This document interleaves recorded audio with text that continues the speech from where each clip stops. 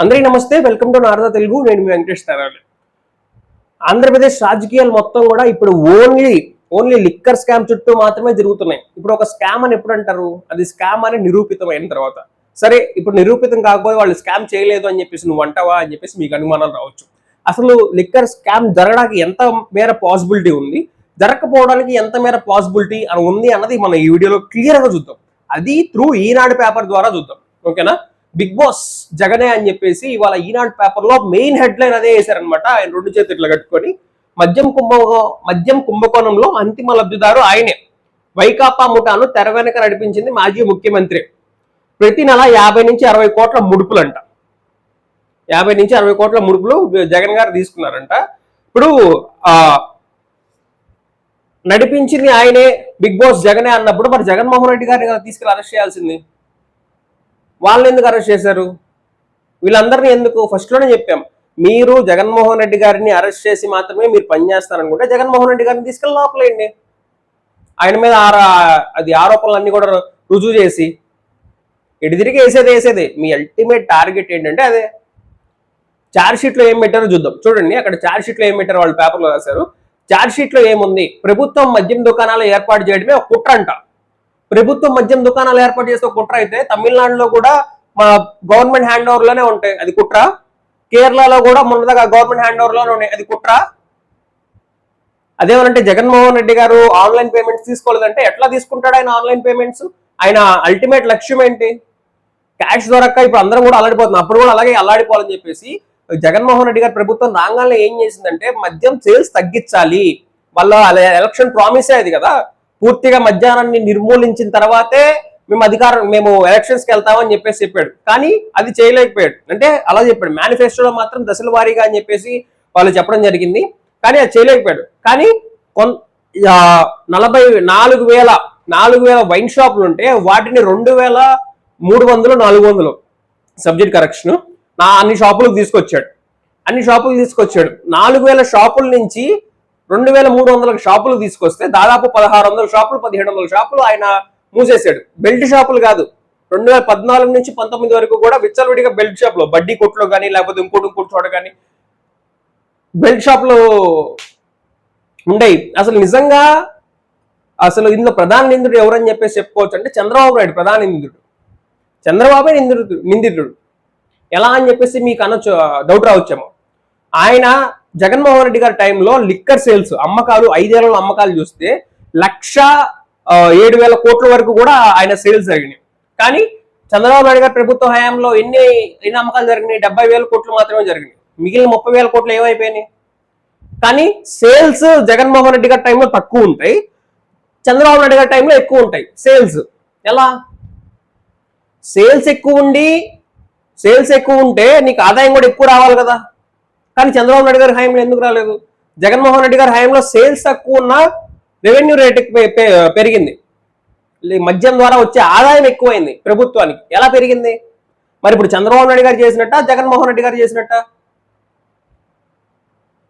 ప్రభుత్వం మద్యం దుకాణాలు అమ్మటం ఎలా పాసిబిలిటీ అవుతుంది? అదేమంటే డిజిటల్ పేమెంట్లు తీసుకోవడం అంటే ఎందుకు తీసుకుంటాడు? వాళ్ళ ఇదే అది కదా. సో తద్వారా సేల్స్ తగ్గినాయి. సేల్స్ తగ్గించడానికి మాత్రమే డిజిటల్ పేమెంట్లు అలౌ చేయలేదు. పైగా ఏంటంటే చంద్రబాబు నాయుడు గారి ప్రభుత్వంలో ప్రతి బాటిల్ పైన క్యూఆర్ కోడ్ ఉండేది కాదు. వీళ్ళ ప్రభుత్వం అధికారంలోకి వచ్చిన తర్వాత ప్రభుత్వమే మద్యం దుకాణాలను అమ్ముతుంది కాబట్టి దానిపైన బాటిల్ పైన ప్రతి ఒక్క బాటిల్ పైన క్యూఆర్ కోడ్ ఏర్పాటు చేసి దాన్ని స్కాన్ చేసి మాత్రమే అమ్మాలి. స్కాన్ చేసి అమ్మితే ప్రతి ఒక్క బాటిల్ స్కాన్ చేశారు కాబట్టి ఆ బాటిల్ కి రావాల్సిన ప్రైస్ ఎంత, సో అక్కడ క్యాలిక్యులేట్ అయిపోయింది. So end of the day ఎన్ని సేల్స్ జరిగినాయి, ప్రతి ఒక్క దుకాణంలో నుంచి ఎన్ని సేల్స్ జరిగినాయి అన్నది కూడా వీళ్ళ హయ్యర్ అథారిటీస్కి వెళ్ళిపోయి దానికి సంబంధించి ఈ రోజు ఎంత వచ్చింది అన్నది కూడా ప్రతిదీ లెక్క తెలుసు. స్కాన్ చేయకుండా బాటిల్ అమ్మడానికి లేదు. ఎన్ని కేసులు ఉన్నాయి, ఆ కేసులో ఎన్ని బాటిల్స్ ఉన్నాయి, అన్ని బాటిల్స్ పైన కూడా క్యూఆర్ కోడ్ ఉంటుంది. దానికి సంబంధించిన ఆ బాటిల్ ఏమైపోయింది అన్నది కూడా ప్రతి ఒక్కటి కూడా మనకు తెలిసిపోయింది అనమాట. అంత ప్రణాళికాబద్ధంగా కూడా జగన్మోహన్ రెడ్డి గారు అమ్మకాలు చేస్తే దాంట్లో ఎట్లా పాసిబుల్ అవుతుంది? నెక్స్ట్, ముడుపులు తగ్గాయని పన్నుల్లో కోత పెట్టారంట. ముడుపులు తగ్గాయని చెప్పేసి ఏది దీనిలోనా? మరి సేల్స్ పెరిగి ఆ రాష్ట్ర ప్రభుత్వానికి ఆదాయం ఎట్లా కనపడుతుంది? ఇవన్నీ కూడా ఈనాడు పేపర్ ఆరోపిస్తున్నాయి. ఛార్జ్ షీట్ లో పెట్టలా అవి. చూడండి, వసూళ్లు గుట్టు, వాట్సాప్ లో రట్టు. వాట్సాప్ లో మాట్లాడుకున్నారంట. మరి వాళ్ళ పార్టీ అన్నప్పుడు ఇప్పుడు ఓఎస్టీ కృష్ణ మురళి గారు కానివ్వండి, లేకపోతే వీళ్ళందరూ కూడా వాళ్ళందరూ స్పెషల్ ఆఫీసర్ కాబట్టి, ఆయన ఆఫీసర్ ఆన్ స్పెషల్ డ్యూటీ కాబట్టి, సో ఆయన మాట్లాడతారు వాళ్ళతో. అందులో మాట్లాడిపోవడానికి ఏముంది. నెక్స్ట్, డిస్టిలరీలో డిస్కౌంట్ 62,000 కోట్లంట. సో దీనికి సంబంధించే competition committee of India something, దీనికి సంబంధించి 2021లోనే చంద్రబాబు నాయుడు గారు కేసు వేయడం జరిగింది. ఎవరు? జగన్మోహన్ రెడ్డి గారి మద్యం దుకాణ అమ్మకం మీద కేసు వేస్తే కాంపిటీషన్ కమిషన్ ఆఫ్ ఇండియానో వాళ్ళు కేసేసారు. ఏంటంటే వీళ్ళకి సంబంధించిన వాళ్ళకి మాత్రమే డిస్టిలరీలు కొనుగోలు ఇస్తున్నారు, బయట వాళ్ళకి ఇవ్వట్లేదు అని చెప్పేసి ఇచ్చారు. అసలు ఆ డిస్టిలరీలు అన్ని కూడా చంద్రబాబు నాయుడు గారు ఇచ్చినాయే. చంద్రబాబు నాయుడు గారు గతంలో ఇచ్చినాయే. ఆ డిస్టిలరీలు ఎవరో కూడా రోజా గారు, సాక్షి టీవీ అని పేరు ఈశ్వర్ చెప్తారు చూడండి, చూసారు. ఆ డిక్షనరీలు అన్ని కూడా వీళ్ళయే. ఒక్క డిక్షనరీ కూడా వీళ్ళు పర్మిషన్ ఇచ్చింది లేదు జగన్మోహన్ రెడ్డి గారి గవర్నమెంట్ లో. And next, competition commission of India ఏం చెప్పింది ఇక్కడ అలాంటిది ఏమీ జరగట్లేదు. అందరికీ కూడా, ప్రతి ఒక్కరికి కూడా 10% నమ్ముకునే వెసులుబాటు కల్పించారు, సేల్స్ చేసుకునే వెసులుబాటు కల్పించారు అని చెప్పేసి కాంపిటీషన్ కమిషన్ ఆఫ్ ఇండియా వాళ్ళు చెప్పడం జరిగింది. మరి ఇంత చేసి కూడా అప్పుడులోనే నిందితుల మధ్య 2 ఏళ్ల పాటు 13,787 ఫోన్ కాల్స్ అంట నిందితుల మధ్య. సంవత్సరానికి ఎన్ని రోజులు? 365. 5 సంవత్సరాలకి 15,000.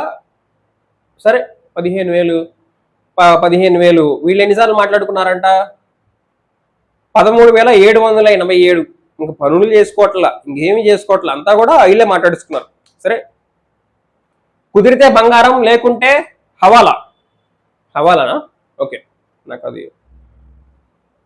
కుంభకోణంలో పాత్రధారులు ఎవరెవరు? బిగ్ బాస్ ను బోనెక్కించాల్సిందే అంట. ఈనాడు మంచి కసి మీద ఉన్నారు. రామోజీరావు గారి మీద ఆయన కేసు పెట్టి ఆయన విచారణ చేసేసరికి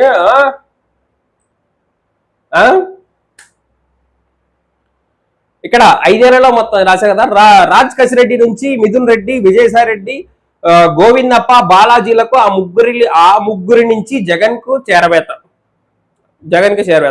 ముడుపుల సొత్తులో 200 నుంచి 300 కోట్లు ఎన్నికల్లో ఖర్చు. 200 నుంచి 300 కోట్లు ఎన్నికల్లో ఖర్చు అంట. ఇదంతా కూడా ఈనాడు పేపర్ రాసింది. ధనుంజయ రెడ్డి, కృష్ణ మోహన్ రెడ్డి అని ముడుపుల సొత్తులో భారీ మొత్తంలో సొమ్ము దుబాయ్కు తరలింపు.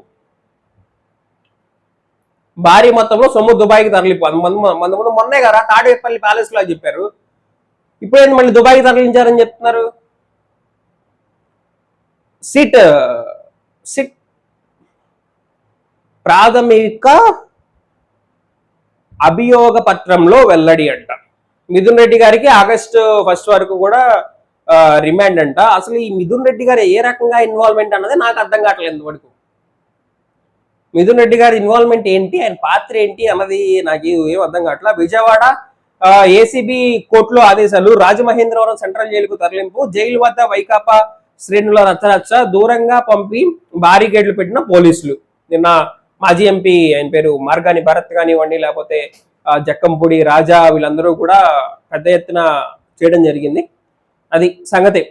మొత్తానికైతే ఫస్ట్ వీళ్ళు ఆరోపించినట్టు 1,00,000 కోట్లు లేకపోతే 1,000 కోట్ల కుంభకోణం అయితే లేదు. 3,500 కోట్లు అయితే అని చెప్పేసి లాస్ట్గా ఇక్కడ తగ్గించారు. అది సంగతి. లిక్కర్ స్కామ్ అంటున్నారు. ఇంకా మీకు ఇటువంటి డౌట్లు ఉన్నాయా? నాకు తెలిసి జగన్మోహన్ రెడ్డి గారిని అరెస్ట్ చేసేంత సీను, అంత కెపాసిటీ అయితే కనపడలేదు. ఇక్కడ ఏముందని అరెస్ట్ చేస్తారు? ఇక్కడ కళ్ళకు కట్టినట్టు కూడా మనకు కనపడతా ఉంది. రెవెన్యూ పెరిగింది చంద్రబాబు నాయుడు గారి హయాంలో కంటే జగన్మోహన్ రెడ్డి గారి హయాంలో సేల్స్ తగ్గి రెవెన్యూ పెరిగింది. ఆయన హయాంలో సేల్స్ ఎక్కువ, రెవెన్యూ తక్కువ. మరి ఆయన కదా లోపలేసుకున్నట్టు, ఈయనట్ట లోపలేసుకున్నట్టు అవుతుంది. అది కాక ప్రతి బాటిల్కి QR కోడ్ పెట్టుకున్నారు. QR కోడ్ పెట్టి QR కోడ్ స్కాన్ చేసి వాళ్ళు అమ్ముతారు. దానికి సంబంధించిన వచ్చిన డబ్బు కూడా సాయంత్రానికి ఎన్ని కలెక్షన్స్ అయినాయి, ఎన్ని బాటిల్ అమ్మారు అన్నది వాళ్ళ హైయర్ అథారిటీస్కి, ఎన్ని బాటిల్స్ వేయలేదు రిపోర్ట్ వెళ్ళిపోతుంది. ఆ హయాంలో అది కూడా లేదు కదా. బెల్ట్ షాపులు పూర్తిగా రద్దు చేశారు జగన్మోహన్ రెడ్డి గారు. ఈయన పూర్తిగా రద్దు చేసింది లేదు. అసలు బెల్ట్ షాపులు మద్యం వేరంగం అని పడుతుంది. ఇప్పుడు కూడా జనాలను అడిగితే ఆ మందు తాగితే ఇప్పుడు ఏమైనా క్వాలిటీ మందు ఇస్తున్నారా అని చెప్పి నేను అడిగా అంత ముందు. అడిగితే వాళ్ళు ఏమన్నారో చూడండి.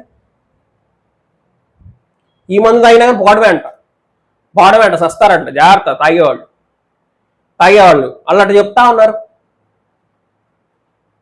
చంద్రబాబు నాయుడు గారు క్లియర్గా కనపడుతుంది కదా ఇక్కడ మనకి. చంద్రబాబు నాయుడు గారు ఆల్రెడీ మనకి బెయిల్ మీద ఉన్న వ్యక్తే.